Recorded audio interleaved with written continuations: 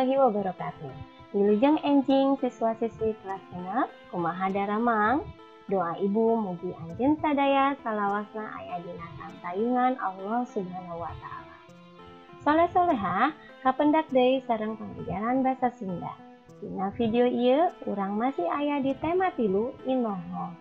Hayu urang regepkeun sasarengan. Soleh-soleha sateu ajan urang diajar hayu urang sadaya kedahakeun doa supados Allah memparing kariduan sinareng kalancaran. Bismillahirrahmanirrahim. Robbi zidni ilma warzuqni fahma waj'alni minas sholihin. Amin ya rabbal alamin.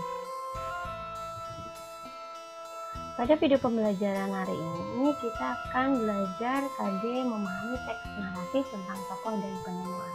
Ini sama dengan video pembelajaran di pekan sebelumnya. Indikatornya 1 menyebutkan angka dalam bahasa Sunda, 2 membaca teks narasi tentang tokoh dan penemuan dengan hafalan intonasi yang tepat, 3 memahami isi teks tokoh dan penemuan. Untuk indikator 1 dan 2 sudah kita pelajari pada video sebelumnya. Tujuannya disebut di bawah ini.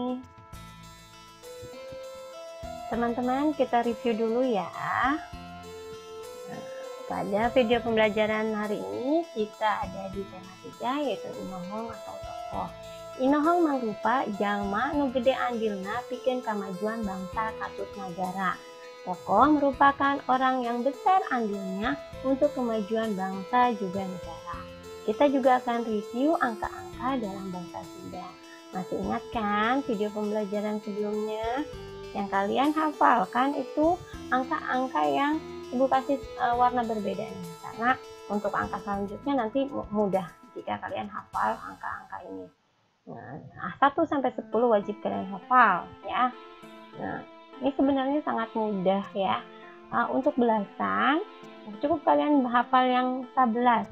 Nanti untuk 12, 13 ini patokannya ke sini lagi. 12 jadi 12, 13, 14. Gitu seterusnya.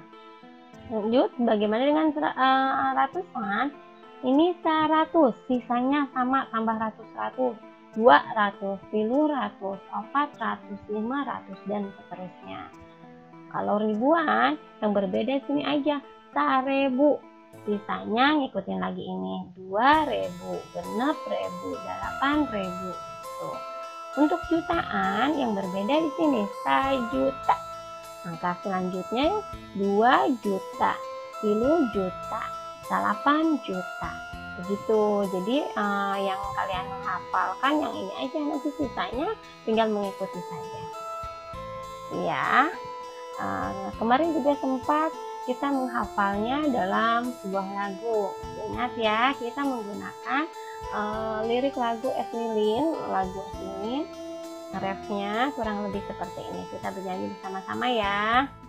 1, 2, 3, 4 sareng 5, 6, 7, 8, 9, 10, 11, 100, 1000, 1 juta.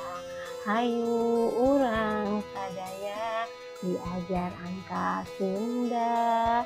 Begitu ya teman-teman. Maaf kalau suara ibunya fales. Lanjut. Nah, ini yang akan kita pelajari pada video pembelajaran kali ini, yaitu memahami isi teks. Teksnya ada di buku paket kalian halaman 48. Hanya saja tidak Ibu ambil semua. Ibu ambil beberapa paragraf saja. Baik, kita mulai dari paragraf 3 atau paragraf 3. Nah, karena ini indikatornya memahami teks, jadi Ibu akan langsung bacakan dalam bahasa Indonesia. Untuk membaca dalam bahasa Sundanya sudah Ibu contohkan di video sebelumnya yang kita membaca Asep Sunanda. Oke, mulai dari judul Mimiti Ayana Kapal Udara, bahasa Indonesianya awal adanya pesawat terbang. Ya, kita mulai ya. Kemajuan teknologi dirgantara bisa disebut luar biasa. Dalam kurun waktu kurang lebih 100 tahun semenjak kapal ciptaan Wright bersaudara pertama bisa terbang, berdatangan model kapal yang bentuknya lebih modern, termasuk kapal ruang angkasa yang bisa terbang dan mendarat di bulan. Satu kemajuan yang bisa jadi sebelumnya tidak terbayangkan oleh Wilbur dan adiknya Orville Wright dari Indiana, Amerika Serikat. Kita lanjut. Nah, ini paragraf yang Ibu ambil dari paragraf keempat atau paragraf 4. Sekarang Wilbur dan Orville Wright sudah pantas diberi julukan Bapak Kapal Udara atau Bapak Pesawat Terbang. Meskipun bukan mereka yang pertama kali menemukannya, tapi kapal ciptaannya ada kelebihannya. Di antaranya yaitu bentuk kapalnya mendekati seperti kapal yang sekarang kita kenal. Oleh kita kenal, kitanya orang, kita kenalnya di Pikawano.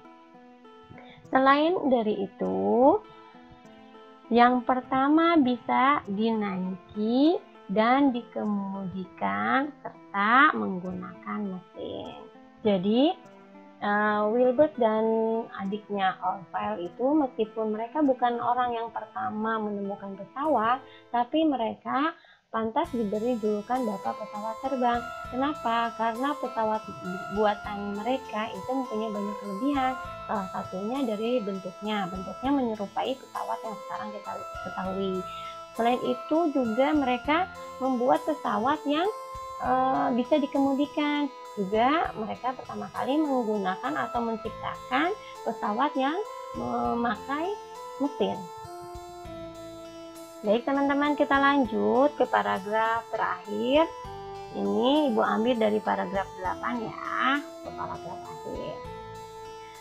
Pada tanggal 17 Desember 1903 jam 10:35, kapal ciptaan dua bersaudara ini bisa terbang. Tapi ya seperti itu, jangankan bisa terbang melayang, baru terbang sekitar 200 meter saja sudah jatuh lagi ke tanah. Meskipun begitu, untuk saat itu apa yang dikerjakan oleh Wilbur dan adiknya jadi sejarah baru yang luar biasa. Begitu teman-teman, untuk teks yang pertama dari halaman 48 Ibu ambil 3 paragraf saja. Baik teman-teman, kita lanjut ke teks kedua. Teks ini Ibu ambil dari halaman 58 paragraf 1 sampai paragraf 4 tentang Asep Sunandar Sunaria. Untuk paragraf 1, sepertinya sudah tak asing lagi dengan nama Asep Sunandar Sunaria almarhum, terutama bagi yang suka menonton wayang. Asep Sunandar Sunaria itu termasuk dalang terkenal, termasyur kemana-mana. Dalang tenar ini lahir di Jelekong, Kabupaten Bandung pada tanggal 5 Mei 1955. Dalang wayang golek pertama saat kecil namanya bukan Asep Sunandar Sunaria, tapi Asep Sukana. Lanjut paragraf 2 dan paragraf 3.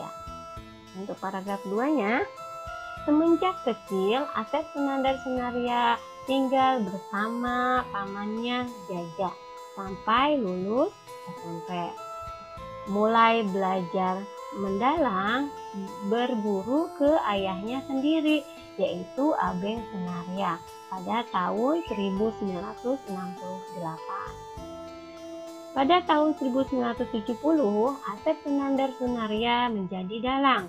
2 tahun kemudian, Asep memperoleh ijazah kursus pedalangan dari Yayasan Pedalangan Jawa Barat. Lanjut paragraf 4.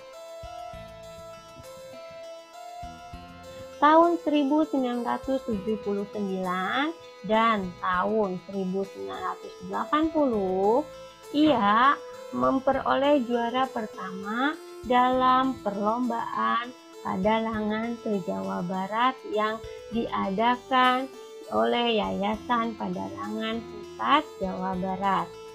Pada tahun 1985, Asep Sunandar Sunaria memperoleh Bogor Kancana Astagina selaku rombongan Panili se-Jawa Barat.